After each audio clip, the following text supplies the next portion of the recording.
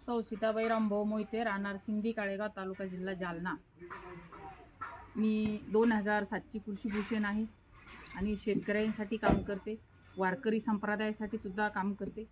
आणि एक आज मनापासून एक इच्छा आहे सगळ्या वारकरी संप्रदायाला की आपल्याला भामचंद्र डोंगरांच्या विषयामध्ये खूप मोठा सगळ्याचा खरीचा वाटा म्हणून आपल्याला काम करणं गरजेचं आहे। कारण आज रोजी आपण जे बोलतोय, आज रोजी आपण जे सगळ्या गोष्टी करतोय, तर आज भामचंद्र डोंगर कोरण्याला सुरुवात झालेली आहे। मग हे जर थांबवायचं असेल तर आपल्याला सर्वांना एकत्र येणं गरजेचं आहे। आणि सर्वांनी एकत्र आल्यानंतर ही संताची भूमी आहे आणि जर संताच्या भूमीवरती जर कुठल्या कंपन्या MIDC जर होत असेल तर याच्यापेक्षा खंतेची गोष्ट कुठलीच नाही।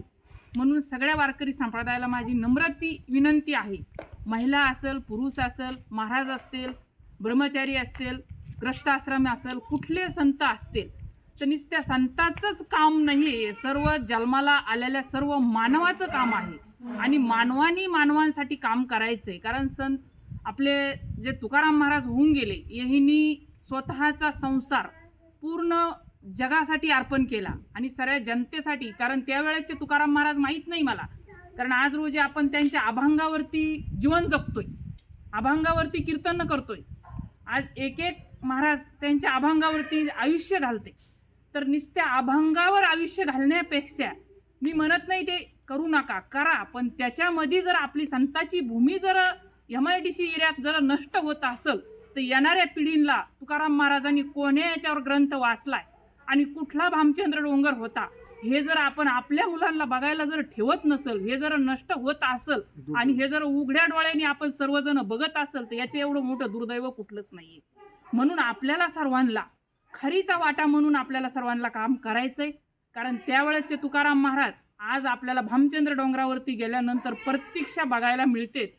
मी एका कीर्तनामध्ये ऐकलं होतं, एका महाराजांनी सांगितलं होतं की आवले मी ह्या डोंगरावरती बसलो, तुला कसं कळालं?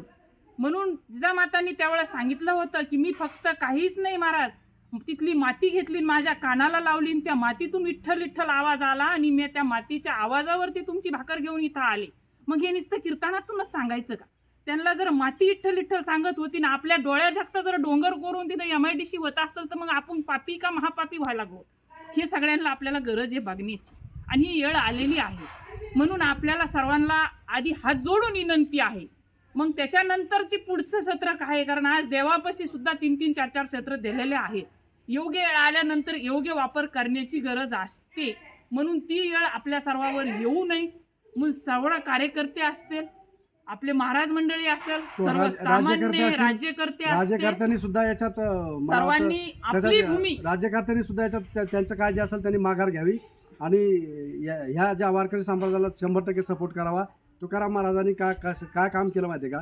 तुकाराम महाराजांनी त्यांचा संसार धूळधानी करून सुद्धा कशामुळे केला त्यांनी की बुडत हे जन न देखावे डोळा येतो कळवळा म्हणून या, हे प्रमाण म्हणण्यासारखे ठेवून या कीर्तनकारांनी म्हणण्यापुरतं ठेवू नये। ते कीर्तनकारांनी स्वतः आधी अंमलात आणावं आणि मग लोकांना अंमलात आणायला शिकावं। त्यांनी मग आधी केले मग सांगितले आपण किती चांगलं वागतो याच्यावर आपलं चरित्र असतं। हे लोकांना सांगण्याचा अधिकार तेव्हाच असतो की मी किती स्वतःच खरं वागतो आणि मग लोकांना सांगायचा त्याला अधिकार आहे। नाही तर मग लोका सांगे ब्रह्मज्ञान आणि आपण कोरडे पाषाण, असं होऊ नये। असं होऊ नये, ते ज्याची त्यांनी दखल घ्यावी आणि या कामाला भरभरून सहकार्य प्रत्येक क्षेत्रातून सहकार्य लोकांनी करावं।